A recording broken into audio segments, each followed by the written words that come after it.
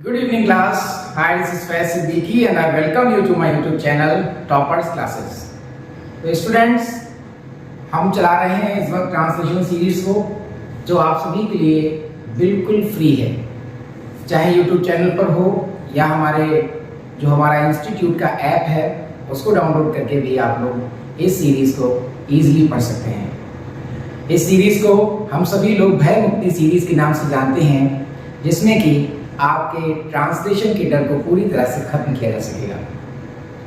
आज हम लोग जिस टॉपिक को स्टडी करेंगे वो है हमारा टेंस नंबर 4। हम लोगों ने प्रेजेंट इंडेफिनिट, पास्ट इंडेफिनिट और फ्यूचर इंडेफिनिट को स्टडी कर लिया था। तो चलिए शुरू करते हैं प्रेजेंट कॉन्टिन्यूअस टेंस। आज का जो हमारा टॉपिक है उसका नाम है प्रेजेंट कॉन्टिन्यूअस टेंस। तो प्रेजेंट कॉन्टिन्यूअस टेंस क्या होता है, इसकी पहचान क्या होती है, और प्रेजेंट कॉन्टिन्यूअस सेंटेंसेस जो प्रेजेंट कॉन्टिन्यूअस के सेंटेंसेस होते हैं उन हिंदी सेंटेंसेस को इंग्लिश में किस तरह से ट्रांसलेट किया जाता है, इस वीडियो में हम लोग वो जानेंगे। देखिए, जो प्रेजेंट कॉन्टिन्यूअस टेंस होता है उसमें कार्य का जारी रहना प्रकट होता है प्रेजेंट टाइम में, यानी कि वर्तमान समय में। जितने भी कॉन्टिन्यूअस टेंस हैं उसमें कार्य का जारी रहना प्रकट होता है। अगर हम प्रेजेंट कॉन्टिन्यूअस टेंस की पहचान की बात करें कि इसकी पहचान क्या होती है, तो हमें याद रखना चाहिए इस काल के हिंदी वाक्यों के अंत में कौन से शब्द आएंगे। रहा है आएगा, रही है, रही है, रहे हैं और रहा हूं। तो जहां कहीं भी किसी भी सेंटेंस में अगर रहा है, रही है, रहे हैं, रहा हूं जैसे शब्द आते हैं, आप समझ जाएंगे कि वो कौन सा टेंस है, प्रेजेंट कॉन्टिन्यूअस टेंस है। एग्जांपल्स देखते हैं, इजीली आपको समझ में आ जाएगा। 4 एग्जांपल्स हम लोग यहां पर लिख रहे हैं। सबसे पहला सेंटेंस देखिए, रश्मि गाना गा रही है। रश्मि गाना गा रही है। लड़के शोर मचा रहे हैं। मैं स्कूल जा रहा हूं। मैं स्कूल जा रहा हूं। वे क्रिकेट खेल रहे हैं।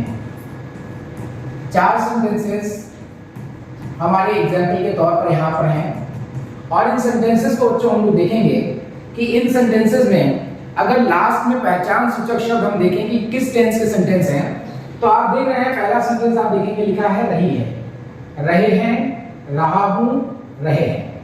जिन भी वाक्यों में रहा है, रही है, रहे हैं, रहा हूं जैसे सेंटेंस आएंगे, हम समझ जाएंगे कि वो है हमारा प्रेजेंट कॉन्टिन्यूअस टेंस।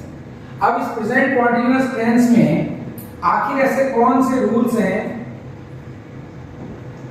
जिनकी सहायता से हम लोग इसको इंग्लिश में ट्रांसलेट कर सकते हैं। तो इस टेंस के कौन से ट्रांसलेशन रूल्स हैं उनको हम लोग देख लेते हैं। सबसे पहले सिंपली समझ लीजिए, अगर हमारा सब्जेक्ट सिंगुलर है, मतलब कर्ता अगर एक वचन है, अगर हमारा सब्जेक्ट सिंगुलर है तो हम लोग हेल्पिंग वर्ब इज का यूज करेंगे, और अगर हमारा कर्ता आई है तो हम लोग एम का यूज करेंगे, और अगर हमारा कर्ता बहुवचन है यानी कि सब्जेक्ट अगर हमारा प्लूरल है तो हम लोग हेल्पिंग वर्ब आर का यूज करेंगे। तो इजम आर का यूज तरह से होता है, एक वचन सब्जेक्ट अगर होता है तो इज आएगा, प्लूरल होता है, बहुवचन होता है तो आर आएगा, और अगर कहीं पर आई है तो एम का यूज किया जाएगा। अब बात आती है हेल्पिंग वर्ब की, तो इनके साथ में ध्यान रखना है प्रेजेंट कॉन्टिन्यूअस में वर्ब की फर्स्ट फॉर्म में आईएनजी का यूज किया जाता है।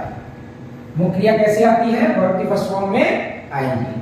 अगर हम फार्मूला की बात करें तो ध्यान दीजिएगा, सबसे पहले आपका आएगा सब्जेक्ट और सब्जेक्ट के बाद में हेल्पिंग वर्ब आएगी इज, एम और आर। इसी तरह से इज, एम, आर के बाद में मेन वर्ब की फर्स्ट फॉर्म में आईएनजी आ जाएगी और फिर लास्ट में हम लिखेंगे ऑब्जेक्ट। तो पहले subject is, am, are, verb की first form plus ING plus object. अगर ये सेंटेंस निगेटिव हो, नहीं वाला हो, तो पहले सब्जेक्ट आएगा, फिर हेल्पिंग वर्ब आएगी इज, एम, आर और इज, एम, आर के बाद लग जाएगा नॉट।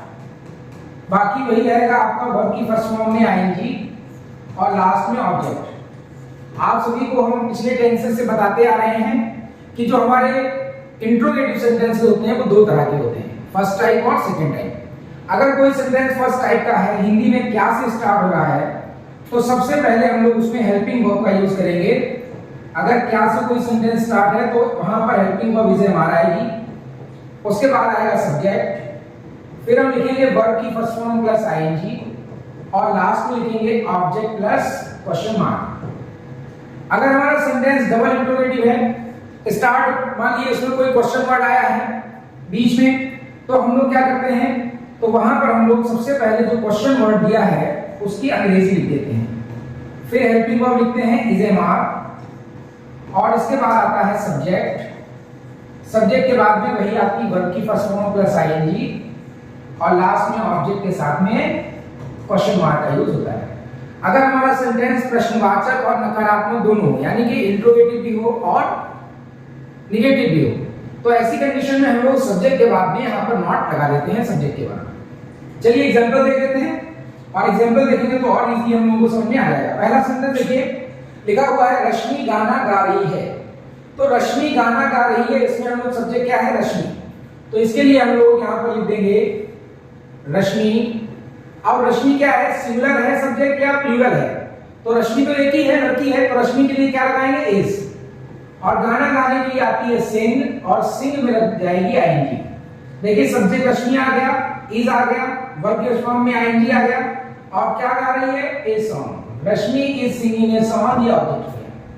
अगर यही सेंटेंस हमारा नेगेटिव होता और लिखा होता रश्मि गाना नहीं गा रही है, नहीं भी दिया होता, तो ऐसी कंडीशन में हम लोग क्या करते, हम लोग लिखते Rashmi is not singing a song. Rashmi is not singing a song. अगर हमारा सेंटेंस मान लीजिए क्या से स्टार्ट हो, क्या रश्मि गीत गा रही थी या गाना गा रही थी, तो क्या से अगर शुरू हो रहा है तो हम लोग यूज करेंगे पहले इज का, देखिए इज का, फिर क्या करेंगे, रश्मि के हिसाब से इज आया तो यहां हमने लिखा रश्मि इज रश्मि, यानी कि इज, एम, आर फिर सब्जेक्ट।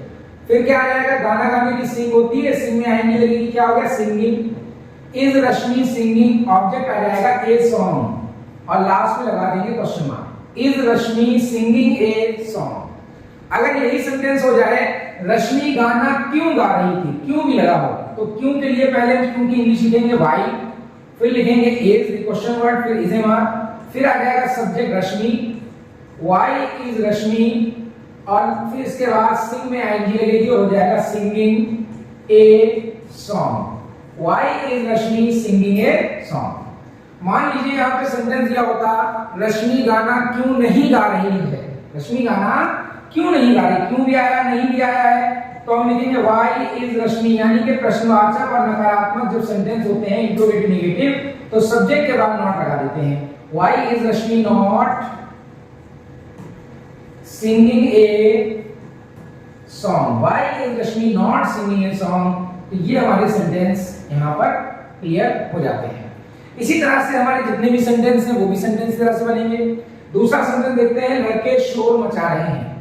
देखिए लड़के शोर मचा रहे हैं, थोड़ा सा इसको हम लोग जगह चुकी नहीं है तो थोड़ा सा शॉर्ट कर लेते हैं और इजी समझने की कोशिश करते हैं।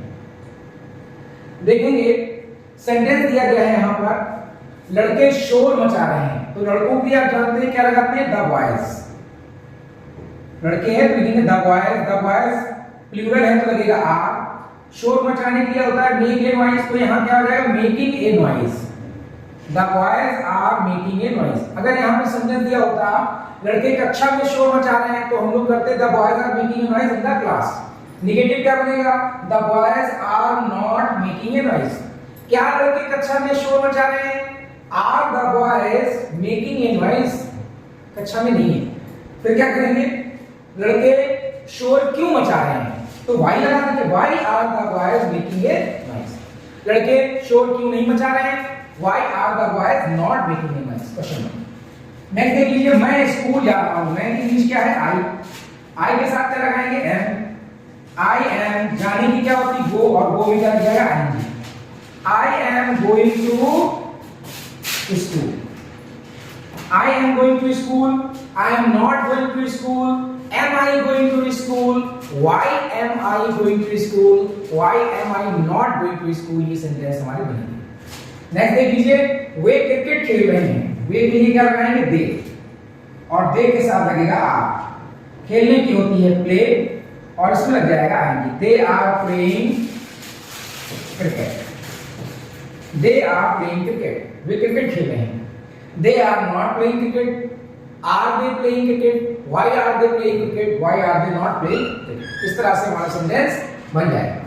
तो अगर ऐसे कोई भी सेंटेंस दिए गए हैं, ये हमारे प्रेजेंट कॉन्टिन्यूअस के सेंटेंस होंगे, और इसमें हमें ध्यान रखना है कि प्रेजेंट कॉन्टिन्यूअस के जो सेंटेंसेस होते हैं उसमें इज एम आर के साथ वर्ब की फर्स्ट फॉर्म में आईजी आती है। आई होप आप लोगों को प्रेजेंट कॉन्टिन्यूअस बहुत अच्छी तरह समझ में आया होगा। अब आपके लिए हम कुछ सेंटेंसेस लिख रहे हैं, इनके 5 सेंटेंस आप लोग बनाएंगे, और कमेंट बॉक्स में जो आपके आंसर्स हैं उनको जरूर जो है शेयर करेंगे। ठीक है, मैं आपको सेंटेंस आपको बता दे रहा हूं। ये 5 सेंटेंस, इनके 5 सेंटेंस आप सभी लोग बनाएंगे।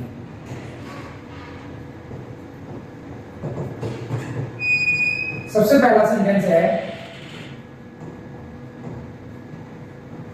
सूर्य पूरब में निकल रहा है। मोहन दिल्ली जा रहा है।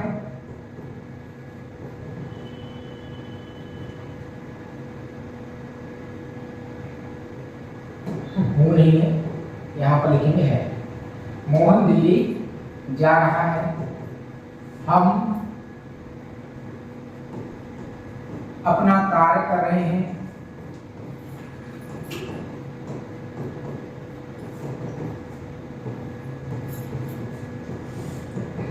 वे लड़के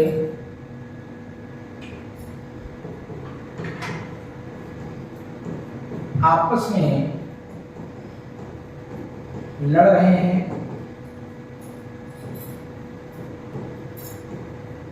कोमल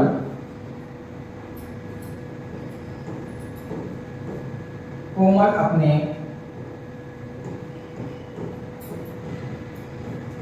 कमरे को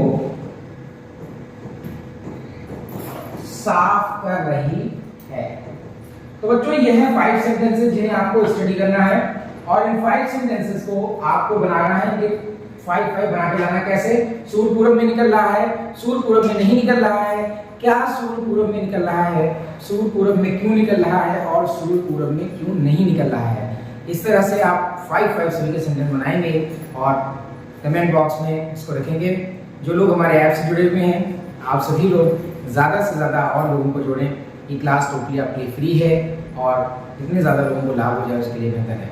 थैंक यू वेरी मच। मिलते हैं अगले क्लास में, जिसमें हम लोग स्टडी करेंगे पास्ट कॉन्टिन्यूअस।